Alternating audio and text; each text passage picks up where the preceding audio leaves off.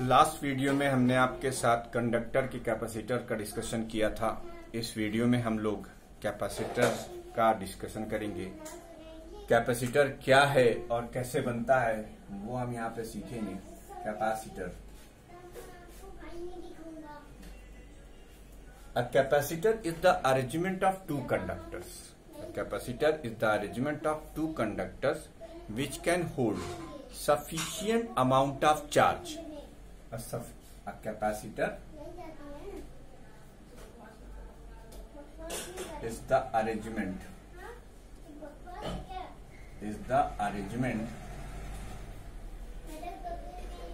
of two conductors which can hold sufficient amount of charge, which can hold sufficient amount of charge. ठीक, sufficient amount of charge, इसकी definition हो गई। A capacitor is the arrangement of two conductors which can hold sufficient amount of charge। ठीक है, अब conductor के shape के बारे में बात करते हैं। कंडक्टर किसी भी शेप के हो सकते हैं, बस यूनिकनेस रखनी है। जैसे आपने दो आलू लिया या आपने दो प्याज ले ली, मान लेते हैं शेप के, हम आलू प्याज रियलिटी में बात नहीं कर रहे हैं, हम बात कर रहे हैं शेप की, कि शेप कुछ भी हो सकते हैं, एनी आर्बिट्रेरी शेप। बस इतना ख्याल रखना है कि दोनों कंडक्टर के शेप आइडेंटिकल होंगे तो हमारा कैपेसिटर जरा अच्छा होगा।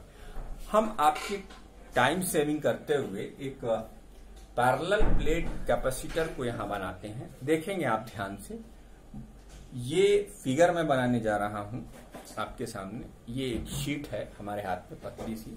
तो अगर हम इस शीट को यानी थ्री डायमेंशनल शीट को अगर हम 2 डायमेंशन में बनाएंगे तो सपोज करिए कि आपके पास ये एक रेक्टेंगुलर शीट है जिसका एरिया ए है।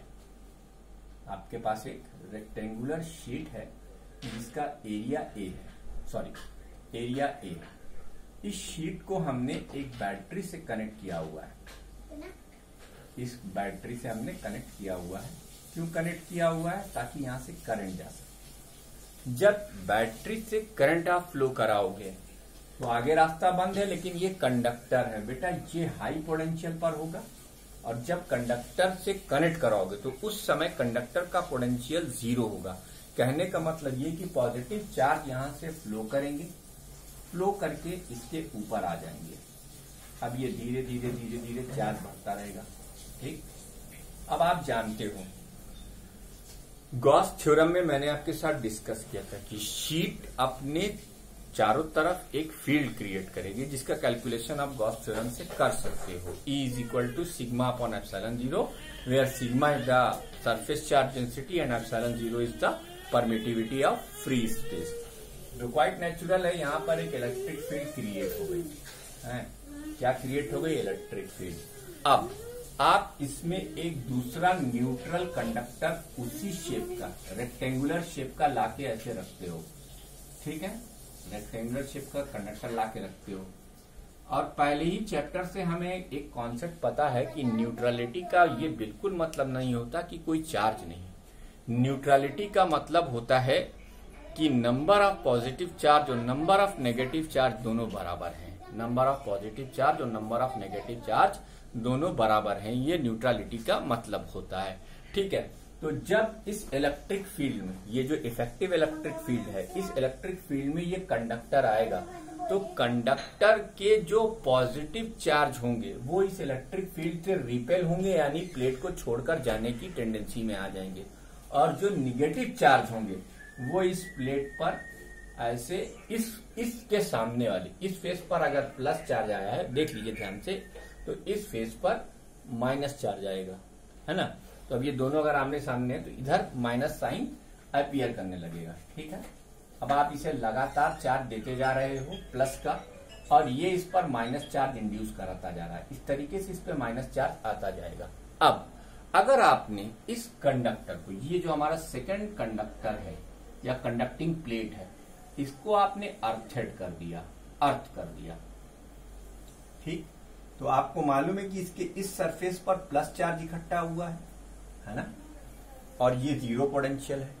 तो अर्थ से इलेक्ट्रॉन निकल कर जाएंगे और जैसे ही एक पॉजिटिव चार्ज यहां पर अपीयर होगा उसको कैंसिल आउट कर देंगे। अब यहां से आप कॉन्टिन्यूअस चार्ज देते जा रहे हो, ये इस पर नेगेटिव चार्ज इंड्यूस कराता जा रहा है, उसके आगे ये पॉजिटिव चार्ज आते जा रहे हैं, उन पॉजिटिव चार्ज को ये न्यूट्रलाइज करता है। बहुत देर तक ये प्रोसेस करते रहो और इस तरीके से आप देख सकते हैं कि एक sufficient amount of charge capacitor हर समय होल्ड कर सकता है। ठीक है, चाहे कैपेसिटर चार्ज हो चाहे अनचार्ज हो। तो कैपेसिटर की जो डेफिनेशन थी वो मैंने आपको एक्सप्लेन की इस पहले शुरुआती टॉपिक में कि capacitor is the arrangement of two conductors, है ना, which can hold the sufficient amount of charge. तो वो सफिशिएंट अमाउंट ऑफ चार्ज किस फॉर्म में होल्ड करते हैं? इस फॉर्म में। अब अगर ठीक है, अब अगर मान लीजिए कि आपने यहां से ये वायर भी हटा लिया और ये अर्थिंग वायर भी हटा लिया, तो आपके पास जो इसका फाइनल शेप बचेगा वो ये आपका पैरेलल प्लेट कैपेसिटर कहलाएगा।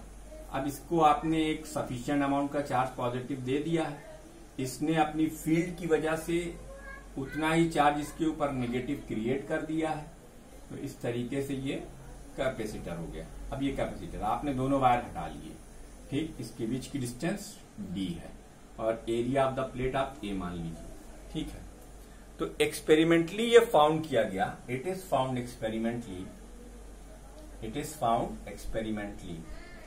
क्या फाउंड किया गया एक्सपेरिमेंटली? अब देखो,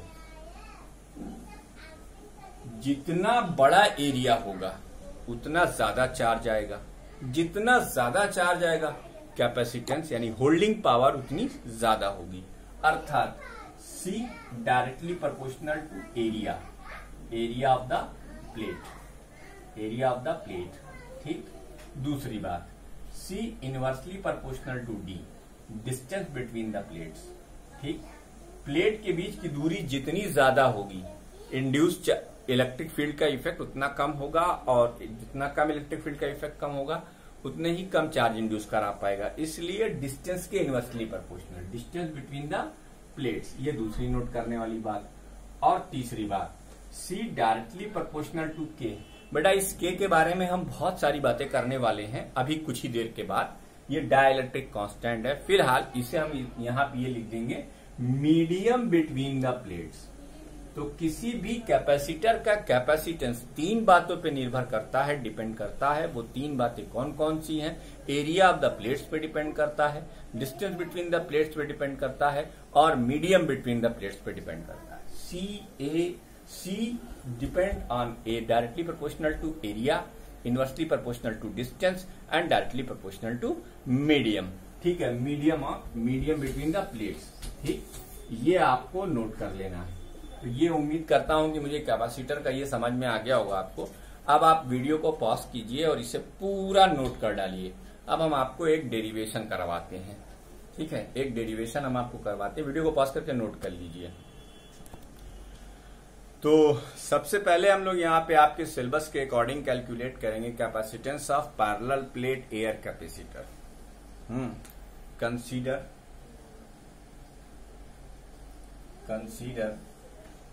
a parallel plate air capacitor, parallel plate air capacitor of area A and the distance between the plates is D। मान लीजिए कि आपने पैरेलल प्लेट कैपेसिटर लिया हुआ है जिसमें पैरेलल प्लेट का एरिया A है और उनके बीच की डिस्टेंस D है, ठीक है, उनके बीच की डिस्टेंस D है, आपने ये माना, ठीक है। अब फिगर देखेंगे, ये फिगर, अब हम आपको 2 डायमेंशनल व्यू दिखा रहे हैं। ये 2 डायमेंशनल व्यू है, ठीक। ये देखिए, इसके बीच का डिस्टेंस आपने D माना, एरिया ऑफ द प्लेट आपने ये माना। आप जानते हैं कैपेसिटर पे एक प्लेट पर पॉजिटिव चार्ज होता है यहां पर हमने इसे पॉजिटिव चार्ज कर दिया, ठीक, और यहां पर इसे हमने नेगेटिव चार्ज कर दिया, ये आपका नेगेटिव चार्ज होगा, ठीक है। एक तरफ पॉजिटिव चार्ज, एक तरफ नेगेटिव चार्ज। सपोज कीजिए, सपोज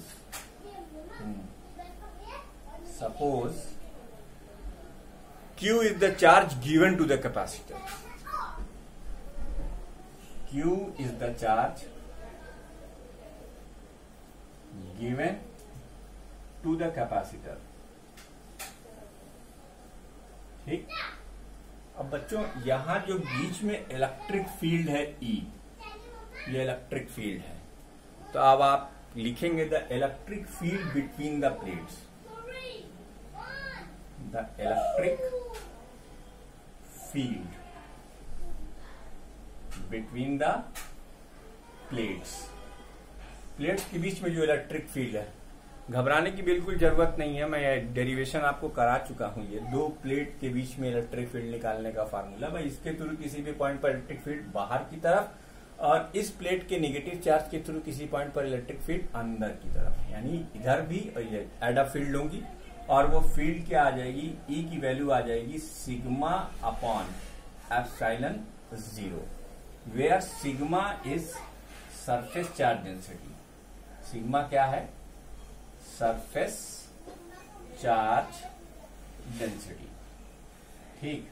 और ये किससे आया है, बाई गॉस लॉ, किससे आया है, by Gauss law, Gauss's law. कितना चार्ज दिया था आपने उसको, Q, तो सरफेस चार्ज डेंसिटी के डेफिनेशन के हिसाब से सिग्मा की वैल्यू क्या होगी, Q by A, area per unit, sorry charge per unit area. तो इसे आप लिख सकते हो Q अपॉन A एप्सिलॉन 0, ये E की वैल्यू आ गई, ठीक है।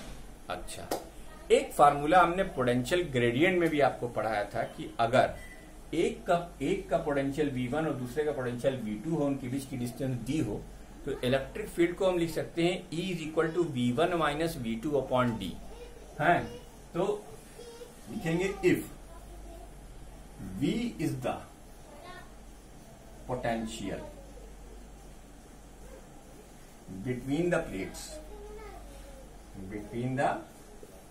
Plates, then V is equal to E into D, V is equal to E into D।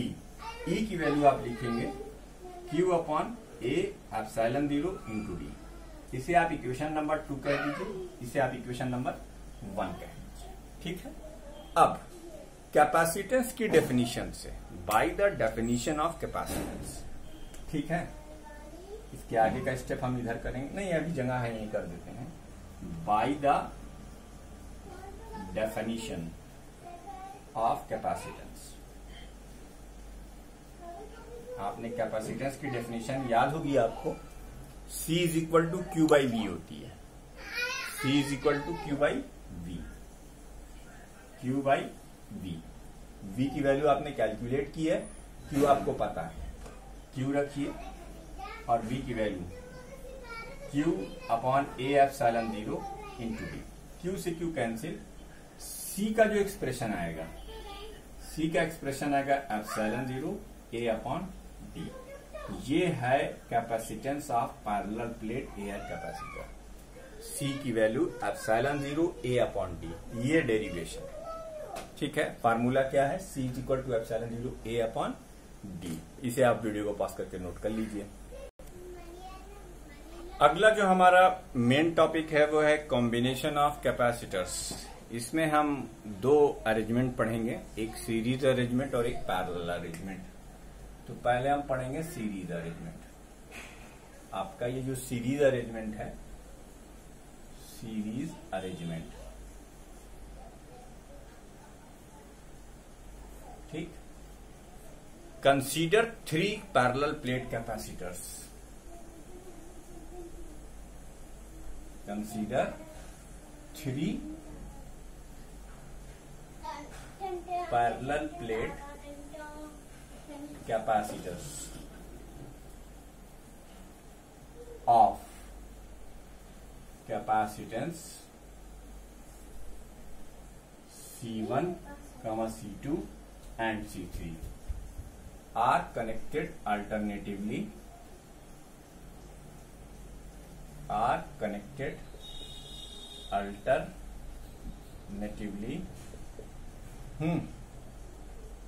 by a battery.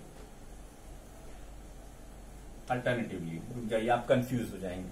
पहले हम आपको 3 कैपेसिटर दिखा दें। ये देखिए, ये एक कैपेसिटर है, ये आपका दूसरा कैपेसिटर है, और ये आपका तीसरा कैपेसिटर है। ठीक, इसका कैपेसिटेंस C1, इसका कैपेसिटेंस C2, इसका कैपेसिटेंस C3। अब इस कॉम्बिनेशन को हमने एक बैटरी से कनेक्ट किया है जिसका वोल्टेज V है। ठीक, ऑब्वियस सी बात है, जब आप बैटरी से कनेक्ट करोगे तो बैटरी से करंट फ्लो करेगी। ठीक है, इसका पोटेंशियल आपने V माना, बैटरी का पोटेंशियल V है, हम इसका पोटेंशियल V मान रहे हैं। तो बेटा यहां से अगर I करंट फ्लो कर रही है तो वो अपने साथ मान लीजिए Q चार्ज लेकर जा रहे हैं। अब ये जो Q चार्ज है ये यहां तक पहुंचेगा, आपको पता है ये चार्ज Q यहां पर अपीयर करेगा प्लस फॉर्म में। ठीक, यही प्लस Q चार्ज इंड्यूस करेगा माइनस Q चार्ज इसके ऊपर। ठीक, फिर यही माइनस Q चार्ज इंड्यूस करेगा प्लस Q चार्ज इसके दूसरे साइड में, और ये यहां से आगे बढ़ेगा। ठीक, फिर ये प्लस चार्ज इस पर पहुंचा। ठीक है, समझ लीजिएगा, सीरीज अरेंजमेंट की पहचान क्या है कि चार्ज अपनी जनरलिटी को लॉस ना करे, यानी कैपेसिटर की पहली प्लेट और आखिरी कैपेसिटर की दूसरी प्लेट पर सेम चार्ज होना चाहिए। ये सीरीज अरेंजमेंट की आइडेंटिफिकेशन है। तो आप देख लें कैसे हो रहा है। ठीक, ये minus minus minus minus minus, फिर ये प्लस उतरा, प्लस यहां पहुंचा प्लस। ठीक, और ये माइनस माइनस माइनस माइनस, फिर यहां उतरा प्लस, और ये इधर से आके निकल रहा है। तो देखा आपने, तो सीरीज अरेंजमेंट की पहचान कैसे होगी कि सेम चार्ज सारे कैपेसिटर्स में फ्लो करे, और ये तभी संभव है जब पोटेंशियल में डिफरेंस हो। चार्ज बिना पोटेंशियल डिफरेंस के फ्लो नहीं करता, ये आपको मालूम है। तो इसका हम पोटेंशियल V1 मान लें, इसका पोटेंशियल हम V2 मान लें, इसका पोटेंशियल हम V3 मान लें, कोई दिक्कत नहीं। अब आपको शुरू में ही मैंने कैपेसिटेंस का एक फार्मूला बताया था, C is equal to Q upon V। तो अगर V की वैल्यू निकालनी हो तो आप क्या करोगे, Q अपॉन C। ठीक है, इसी तरीके से जब हम V1 कैलकुलेट करेंगे, V1 potential of capacitor of capacitance C1, इसकी वैल्यू होगी Q अपॉन C1। इसी तरीके से V2 potential of capacitance C2, Q upon C2। इसी तरीके से V3 होगा potential of capacitance of C3, Q upon C3 होगा। ठीक, अब आपने कहा कि क्या हम इन तीनों को हटाकर एक लगाएं, यानी इक्विवेलेंट कैपेसिटेंस। चलिए मान लीजिए, अब इसका फिगर जो है हम इस तरीके से बना कि इन तीनों को हटाकर हमने सिर्फ एक कैपेसिटर लगा दिया। क्या लगा दिया, एक कैपेसिटर। अब हमारे पास एक कैपेसिटर है, उसका कैपेसिटेंस हम CS मान लेंगे। ठीक, बैटरी से सप्लाई होने वाला वोल्टेज अभी भी V है, अप्लाई वोल्टेज V है, और सप्लाई करंट I है, यानी Q। ठीक है, बात समझ में आ रही। तो इसका मतलब इसके लिए पोटेंशियल V की वैल्यू, इसके लिए पोटेंशियल V की वैल्यू होगी Q अपॉन CS। ठीक, अच्छा, अब जरा फिगर में गौर से देख लो, क्योंकि हम उधर वहीं जरा सी जगह में इसको रिजल्ट डिराइव करेंगे। जगह नहीं, बोर्ड मिटा नहीं सकते बेटा बिना पूरा करे। V1 plus V2 plus V3 ये तीनों बराबर होंगे V के। ठीक है भाई, इन तीनों को पोटेंशियल देने की जवाबदारी किसके पास है, बैटरी के पास है। तो बैटरी जो पोटेंशियल देगी वो यही तीनों का सम तो होगा। इसलिए हम इसके आगे का स्टेप लिख रहे हैं, V is equal to V1 plus V2 plus V3। V is equal to V1 plus V2 plus V3। अब V1, V2 और V3 की वैल्यू यहां से निकाल लीजिए और V की वैल्यू Q अपॉन CS यहां से निकाल लीजिए, और यहां पर हम उसका फाइनल रिजल्ट लिख रहे हैं। देखिएगा क्या लिखेंगे हम, V की जगह पर हम लिखेंगे Q अपॉन CS, यहां लिखेंगे Q अपॉन C1, यहां लिखेंगे हम Q अपॉन C2, यहां लिखेंगे हम Q अपॉन C3। आपको दिख रहा है कि हर जगह से Q कैंसिल आउट है, ठीक, लेफ्ट हैंड साइड और राइट हैंड साइड से कैंसिल है। तो सीरीज अरेंजमेंट में 1 अपॉन CS की value 1 upon C1 plus 1 upon C2 plus 1 upon C3, ये फार्मूला है। तो सीरीज अरेंजमेंट में कैपेसिटर्स ऐसे जोड़े जाते हैं। वीडियो को पॉज करके इसे नोट कर लीजिए, मैं इसे इरेज करके आगे बढ़ रहा हूं, है ना। वीडियो को पॉज करके इसको नोट कर लीजिए। सेकेंड जो हमारा केस है वो पैरेलल अरेंजमेंट का केस है। सेकेंड केस है हमारा parallel arrangement, parallel arrangement, parallel combination यार, ठीक। अब इसमें भी आप कहिए consider 3 capacitors of capacitance C1, C2 and C3। Consider 3 capacitors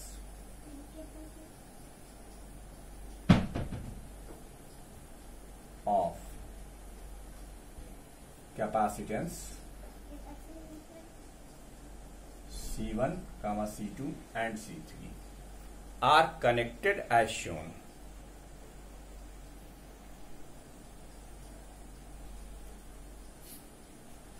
Are connected as shown in the figure। ध्यान से देखिएगा, एक कैपेसिटर हमने ये लिया, इसका कैपेसिटेंस C1, एक कैपेसिटर हमने ये लिया, इसका कैपेसिटेंस C2, एक कैपेसिटर हमने ये लिया, इसका कैपेसिटेंस C3, ठीक। इन तीनों को हमने एक कंबाइंड वायर से जोड़ा, ऐसे इसको भी,